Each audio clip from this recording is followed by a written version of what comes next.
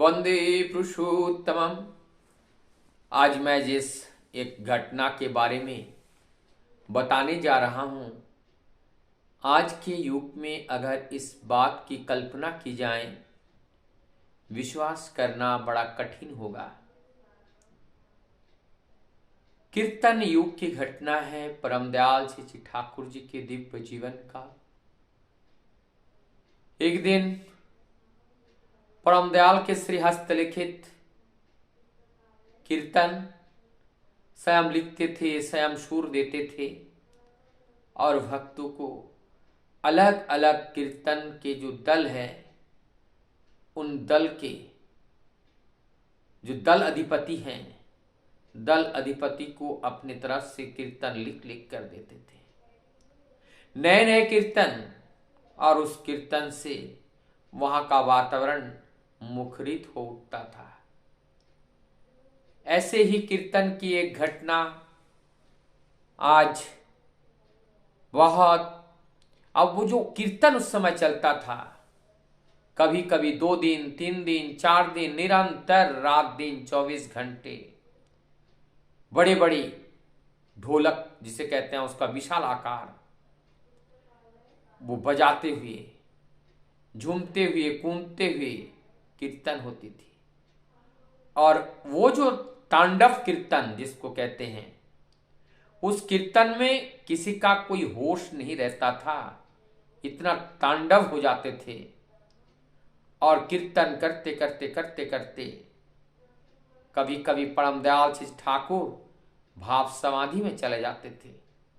अर्थात कीर्तन एक ऐसा शक्ति है, कीर्तन एक ऐसा रास्ता है जिसके माध्यम से हमारी जो कुंडलिनी शक्ति है वो अति सहजता के साथ जागृत हो जाती है। साथ ही साथ जो मन की विचलता है और मन की जो चंचलता है, और उस चंचलता को दूर करके, मन को निर्मल करके उस परम सत्य की राह पर चलने के लिए सारी बाधाओं को दूर कर वो रास्ता प्रशस्त कर देती है। उसी का नाम ही ये कीर्तन है। आज ऐसा ही कीर्तन चल रही है और उस कीर्तन में नाचते गाते शरीर में से पसीज रहा है, पसीना आ रहा है। इतना ज्यादा पसीना उनके शरीर से आ रहा था, मानो उस पसीने से, पसीना का धार जैसा शरीर से निकाल रहा था। लेकिन चारों ओर में वो जो पसीना का जो धार है दीवाल के ऊपर दिखाई दे रहा था, और उनके साथ साथ उनका जो रंग था वो लाल था। वहां पे जो भक्त लोग थे, उस लाल रंग को देखकर सभी लोग विस्मय चकित हो गए। और तब जाकर के जब नजर पड़ा, देखा कीर्तन के आवेग से परम दयाल के जो शरीर के ऊपर जो रोया है, उस रोए के जो छिद्र हैं, उस रोए के जो कूप हैं, उस कूप से पसीना के साथ साथ खून का निर्झरण भी हो रही है। ऐसा कीर्तन शायद कहीं पे किसी को नजर पड़ा हो, जिस कीर्तन के भावावेग में आकर हमारी बालों की जो कशिकाएं हैं, बालों की जो जड़ हैं, और बालों की जड़ से वहां पसीना के साथ साथ खून का धार तीर जैसे निर्झरित हो रही है। तब भी परम दयाल कीर्तन में मस्त हैं, वहां मस्त हैं उस कीर्तन में, और वो कीर्तन करते चले जा रहे हैं।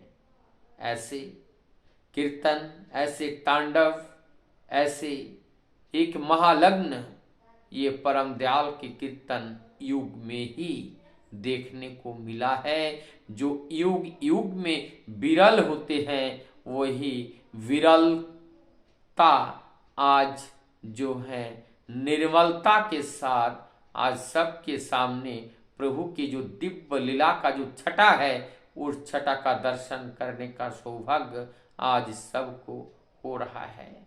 ये थे हमारे परम दयाल श्री श्री ठाकुर अनुकूल चंद्र जी। हम लोगों को सीखना है, हम लोगों को जानना है।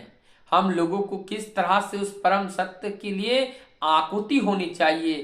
परम दयाल की सारी विचारधाराओं, उनकी ज्ञान विज्ञान और उनकी जो दिया हुआ जो वेद वाक्य है, वो वेद वाक्य ही हमारे जीवन चलने का पथ्य है और वही वेद वाक्य ही हमारे जीवन की ऊर्जा से भर देते हैं।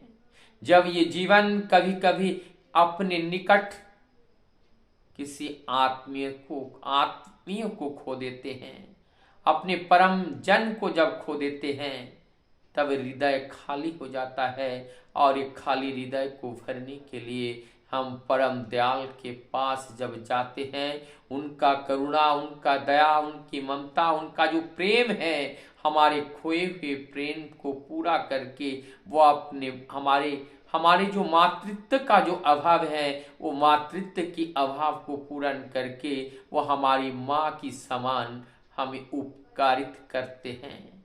ठीक उसी प्रकार से कभी हमारे पिता बनकर, कभी माता बनकर, कभी भाई बनकर, कभी बंधु बनकर वो हमारी जीवन की राह को सरल से सरल बना देते हैं और वही होते हैं सद्गुरु, वही होते हैं जीवन पथ, वही होते हैं जीवन आदर्श।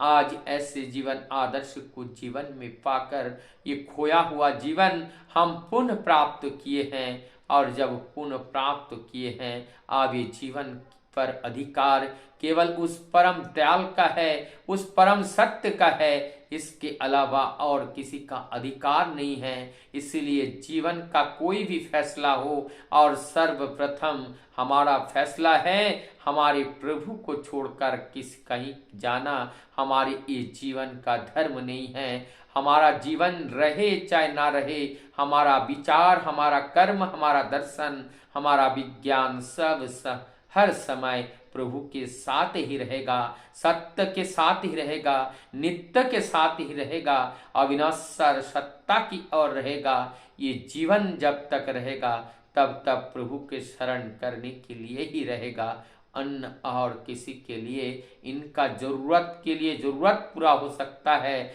लेकिन जीवन सर्वस्व प्रभु को मानकर ही जीवन बिताने का जो प्रतिज्ञा किए हैं, वो प्रतिज्ञा हम पूरा करके ही रहेंगे। वंदे